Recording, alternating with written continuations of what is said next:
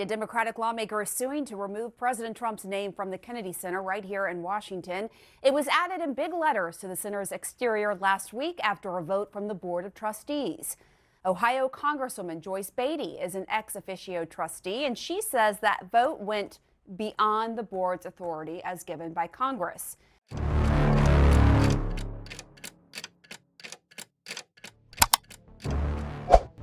12월 말부터 단순히 행정적인 결정이었던 것들이 권력기관 간의 관계에 심각한 균열을 드러내기 시작했다.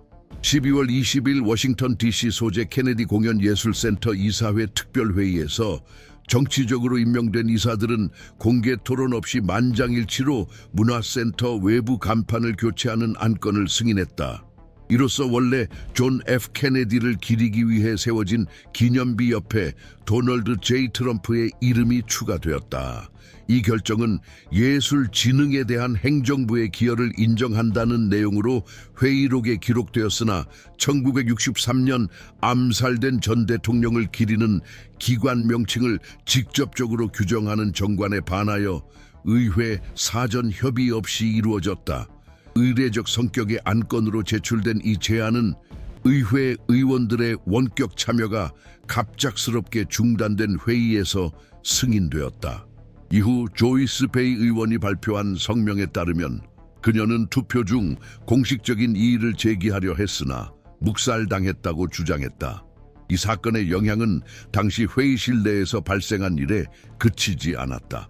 승인 몇 시간 후 기술팀이 건물 정면의 표지판을 조용히 교체하기 시작했으며 케네디의 이름만 표시된 현판을 일시적으로 제거하고 트럼프의 이름을 추가한 대체 간판을 설치했다. 공식적인 언론 발표는 없었지만 새 외관 사진이 대통령 측근들의 소셜미디어를 통해 유포되기 시작하자 문화계와 연계된 국회의원, 법조인, 연방 고문들 사이에서 즉각적인 반응이 쏟아졌다. 이 움직임은 지난 임기 말부터 행정부의 영향력이 강화된 기관위원회들의 경계선상 행보를 주시해온 의회 일부에서 당혹스럽게 받아들여졌다. 케네디 센터의 부분적 재명칭은 의회의 공식적인 법안 통과 없이 이루어졌음에도 불구하고 문화 관련 연방기관들의 행정적 자율성에 대한 회색 지대를 탐색하는 제도적 시험으로 해석되었다. 기관 거버넌스 전문가들은 연방 규정에 따라 운영되는 기념관에 살아있는 정치적 인물이자 양극화 인물을 명명함으로써 케네디 센터 이사회가 해당 물리적 공간의 한계를 넘어서는 법적 파장을 일으키는 선례를 만들었다고 지적했다.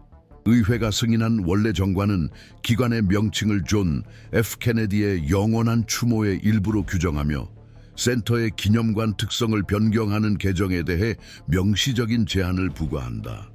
그럼에도 불구하고 의례적 명분을 내세운 임시 요소 설치나 추가 명칭 포함에 대한 직접적인 언급은 없는데 일부 분석가들에 따르면 이는 전임 대통령과 연계된 이사회 핵심 인사들이 의도적으로 악용한 허점일 수 있다고 지적한다. 상원 보좌진들이 비공식적으로 자문을 구한 대통령 기념 보존 재단은 성명에서 전직 대통령과 관련된 연방문화센터의 원래 명칭 유지 전통이 1970년대부터 비공식적이지만 널리 존중되어 온 제도적 관행으로 간주된다고 밝혔다. 성명은 영구적인 기념 기능을 가진 공간의 명칭에 현재의 정치적 정체성을 부여하려는 모든 시도는 명시적인 입법 검토를 거쳐야 하며 그렇지 않을 경우 기관의 정체성이 훼손될 위험이 있다고 강조했다. 이 지적은 신중한 어조임에도 불구하고 트럼프 행정부 시절 의회 절차 없이 스미소니언 박물관, 단지 내 전시관 명칭 변경을 시도했던 사례 등 다른 경우에도 제기된 우려를 반영한다. 한편 법무부 관계자들은 연방검찰청이 해당 조치의 법적 타당성을 검토하기 위한 기술팀을 구성했으나 아직 예비 의견을 내놓지는 않았다고 확인했다. 행정부의 즉각적인 반응 부재는 분석가들 사이에서 상반된 해석을 낳았는데 일부는 백악관이 제도적 측면에서 잠재적으로 소모적인 사건과의 직접적 대립을 의도적으로 피하려 했다고 본다. 다른 관측자들은 침묵이 공식 입장을 표명하기 전에 사법 절차를 기다리는 억제 전략을 반영한다고 제안한다. 상위 기관의 입장과 무관하게 이 사건은 연방문화기관 산하 위원회의 행정적 자율성 한계를 드러냈으며 특히 최근 정치적 임명으로 구성된 위원회의 경우 더욱 그러했다. 법률에 명시된 기념 기능과 대통령 자화자찬 요소를 도입하려는 시도의 대조는 미국 공화주의 상징을 규율하는 비문서적 규범의 취약성에 대한 논쟁을 재점화했다. 비록 이 조치가 일시적이고 의례적인 것으로 제시되었지만 그 진행 방식은 제도적 긴장 전략을 드러냈으며 이는 되돌려지지 않을 경우 역사적 기능을 가진 다른 기관들의 거버넌스 패턴을 바꿀 수 있다. 이러한 역학관계에 대한 상세한 분석과 제기된 소송의 파장은 이 사건의 제도적 파장과 직접적인 정치적 영향해에 있는 행정위원회의 활동 한계에 대한 이해에 핵심적일 것이다. 이와 같은 사건들은 단발성 행동으로 끝나지 않으며 공공기업과 국가의 상징적 공간에 대한 통제권을 둘러싼 갈등 속 근본적인 움직임을 시사한다는 점을 기억할 필요가 있다. 미국 제도 운영의 미묘한 변화들을 주의 깊게 관찰하는 이들에게 이는 갈등이 권력 구조의 실질적 변화를 드러낼 수 있음을 보여주는 명확한 사례다. 따라서 관련 사례들을 세부 사항과 관련 행위자들의 동향을 주시하며 지속적으로 추적하는 것은 정치적 상황을 실제 복잡성 속에서 이해하려는 이들에게 필수적이다. 이 시점부터 사건은 다수의 기관 관계자들을 포함하게 되었으며 비록 자주 발동되지는 않지만 연방 정부 관련 기관에서 목적 외 사용이 의심되는 상황에 대비해 법적 체계 내에 마련된 법적 절차를 가동시켰다. 조이스 베이 의원이 제기한 소송은 단순한 논쟁에 그치지 않았다. 이는 케네디 센터와 같은 연방기념관 지위를 가진 기관의 구조와 운영을 규율하는 미국 연방법 제36편을 직접 적용한 것이다. 이 법적 기준에 따르면 기관의 기념관 기능을 방해하는 중대한 변경사항은 해당 공간의 일상적 운영이 이사회 관할에 남더라도 의회의 명시적 심의 대상이 되어야 한다. 따라서 갈등의 핵심은 이사회 기술적 기능을 정치적 상징적 의사 결정 기관으로 대체함으로써 해당 자율성의 한계를 확대하려는 시도에 있다. 이러한 맥락에서 의회 입법사무국은 내부 메모를 발송하며 해당 사건을 연방기념관의 무결성에 대한 잠재적 간섭으로 규정했다. 이 문서는 배포가 제한되었음에도 정부감독위원회 소속 상원의원들이 케네디 센터 운영과 관련된 증인 소환 가능성의 근거로 인용했다. 특히 강조된 점은 배타성 원칙 위반으로 역사적 기념물과 현대 정치적 주도권 사이에 부적절한 중첩 위험이 있을 때 자주 언급되는 원칙이다.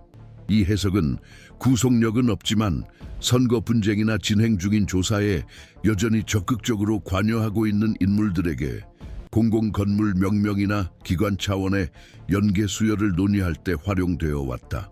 이러한 수렴은 해당 사건이 초기 법적 범위를 넘어 케네디 센터에 대한 직접적 권한이 없음에도 불구하고 선례에 대해 비공식적으로 자문을 받은 국립문서기록관리청 나라의 일부 부서까지 동원하게 된 배경을 이해하는 데 도움이 된다.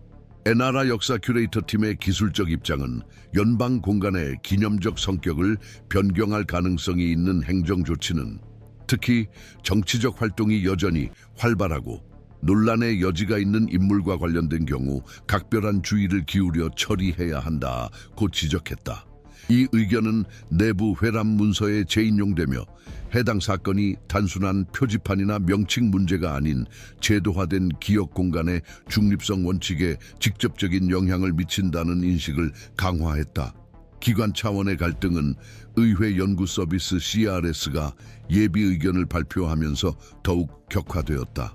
CRS는 의회 산하 기술기관으로 법적 타당성 연구를 담당하며 이번 의견에서는 위원회 결정이 1968년 케네디 센터를 공식 설립한 공공법 94-80의 원문과 양립 가능한지에 대해 검토했다.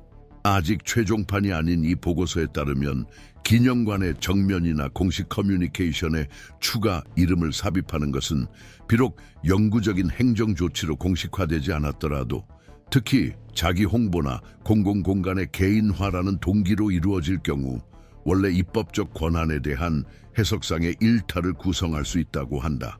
보고서는 또한 선례가 번복되지 않을 경우 연쇄적인 소송 위험이 발생하여 유사한 구조를 가진 다른 문화센터의 운영에 영향을 미칠 수 있다고 경고한다. 미국 변호사협회 ABA가 연방문화기관 이사회에 공개 서한을 보내 논쟁에 가세하면서 제도적 논의는 더욱 격화되었다. ABA 기관 자유위원회 위원들이 서명한 이 문서는 연방기념 구조물에 영향을 미치는 모든 변경사항은 공청회 관련 입법위원회와의 협의 독립적인 기술적 검토를 거쳐야 한다고 권고한다. 비록 법적 구속력은 없지만 ABA의 의견 표명은 이 사건을 거버넌스 위반으로 규정하는 데 힘을 실어주었으며 의회 윤리위원회가 행정부가 지명한 위원회 위원들과 해당 기관의 제도적 목적 간 잠재적 이해 상충에 대한 사전 평가를 시작할 근거를 제공했다. 동시에 정부회계감사원 GAO와 같은 기관들은 예산 규정 위반이나 공공자금의 부적절한 사용 여부를 평가하기 위해 이사회 회의록 시각적 실행 계약서, 내부 회의 기록 등을 수집하기 시작하는 등 병행적인 기관 감시 움직임을 시작했다. 아직 예비 결론은 나오지 않았지만 감사 계시는 분석가들에 의해 이 사건이 자산관리 책임 영역을 포함해 초기 예상보다 더 큰 파장을 일으킬 수 있다는 신호로 해석됐다. GAO 관계자들에 따르면 조사 초점 중 하나는 새 표지판 설치 계약과 이 활동과 연계된 지출 승인 절차일 전망이다. 한편 법무부는 전략적 관망 자세를 유지하고 있다. 현재까지 베이가 제기한 소송의 실체에 대한 공식 입장은 없으나 헌법문제 담당 부서 관계자들은 사건의 연방화 시도는 지방법원의 절차 진행 상황에 따라 결정될 것이라고 밝혔다. 그럼에도 이 사건이 상급 법원으로 올라가 결국 대법원에 도달할 가능성은 해당 주제를 추적하는 법률가들에 의해 배제되지 않는다. 이러한 분석에 따르면 사건에 내재된 상징성과 선례가 될 수 있는 점은 기념 기능을 가진 공공기관의 정치적 개인화 한계에 대해 대법원이 최종 입장을 밝힐 정당성을 부여한다. 이러한 일련의 반응과 영해는 국가의 주요 문화센터 중 하나를 부분적으로라도 개명하려는 시도가 법적 메커니즘뿐만 아니라 미국 제도적 체계의 방어 기제까지 작동시켰음을 보여준다. 사건의 전개는 단순히 의례적인 조치로 제시된 행동 앞에서도 공화국의 핵심이 위협받을 때 체계가 여전히 대응할 수 있는 방어 기제를 보유하고 있음을 증명한다.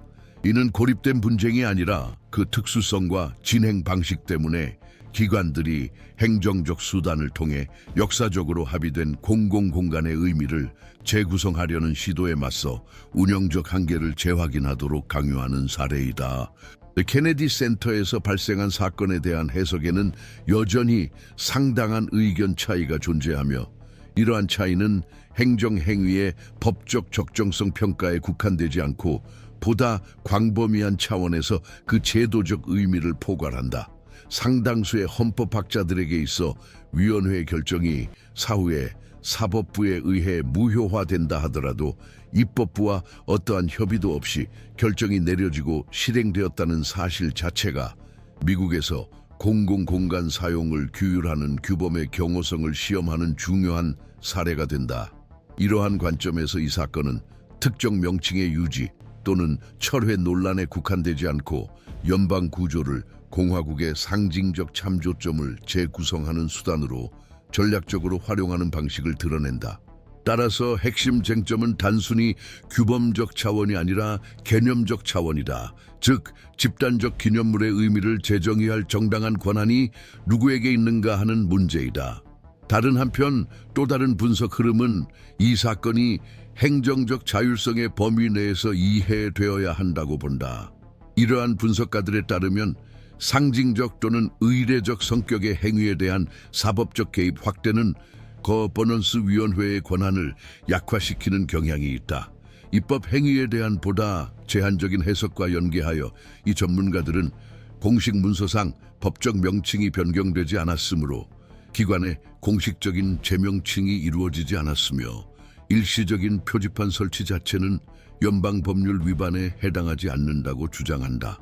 이러한 해석에 따르면 기념적 요소는 구조적 변화와 동등하지 않으므로 적절한 제도적 대응은 시정 권고에 국한되어야 하며 공식 소송을 제기해서는 안 된다고 본다. 그러나 공공 거버넌스 연구센터 소속 연구자들은 다른 차원의 문제를 지적한다. 그들에 따르면 논란의 핵심은 채택된 명칭 자체가 아니라 오랜 시간에 걸쳐 확립된 규범적 기준, 즉 기념 기능을 가진 기관의 중립성 원칙이 훼손된 데 있다.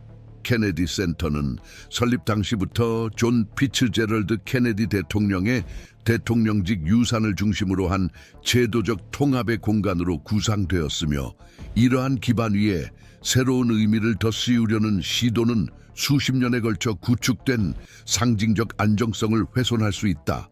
이러한 관점에서 볼 때 현재의 위기는 결정의 내용 자체보다 입법부의 의견 수렴 없이, 기술적 자문 없이, 그리고 의사결정 과정에서 상반된 입장을 배제한 채 진행된 방식에 더 큰 문제가 있다.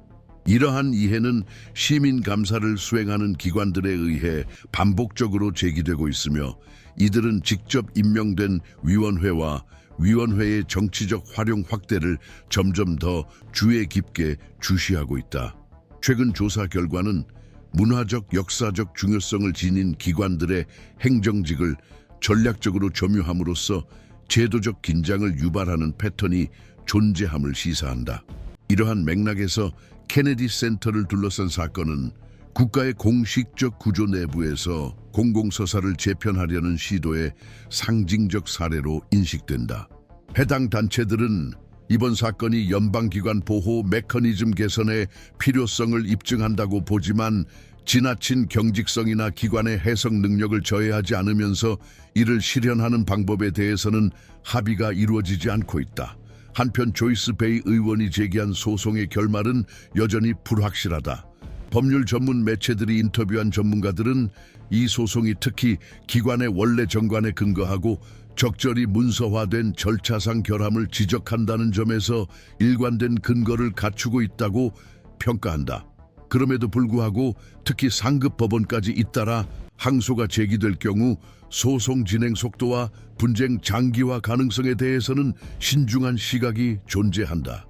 법조계 소식통에 따르면 연방 의원들이 원고 측으로 직접 관여함으로써 사건의 제도적 무게를 실어 우선적 심리를 정당화할 수 있다는 점이 소송 속도를 높일 수 있는 요소로 꼽힌다. 그럼에도 불구하고 가처분 신청이 받아들여진다 해도 논란이 자동으로 종결되지는 않을 전망이다.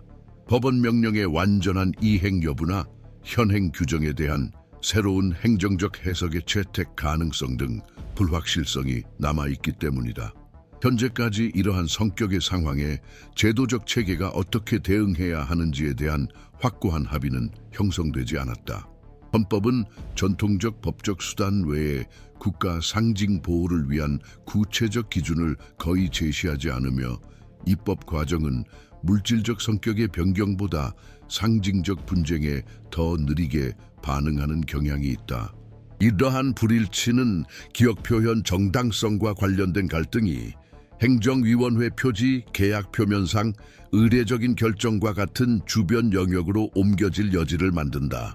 일부 분석가들은 이를 정치적 행동이 엄격한 법적 형식적 한계를 존중하는 한 상대적으로 자유롭게 작동할 수 있는 시스템의 민감한 영역으로 본다. 바로 이 때문에 케네디 센터 사건이 많은 관심을 끈다. 이는 단순히 고립된 사건이 아니라 공공서사를 둘러싼 분쟁이 이전에는 안정적이고 합의된 공간으로 여겨졌던 곳으로 옮겨갈 수 있음을 시사한다. 소송이 성공하여 논란의 대상이 된 요소들이 제거된다 하더라도 선례는 이미 확립된 상태다. 남은 문제는 기관들이 유사한 사건이 반복되어 공유된 기관적 기억의 기반을 점차 약화시키는 것을 방지하기 위해 어떻게 재조직할 것인가이다. 기관적 전개에 주목하는 관찰자들에게 이 사건은 공공공간 관리에서 기술적 거버넌스와 정치적 의도 사이의 긴장을 분석하는 렌즈 역할을 한다.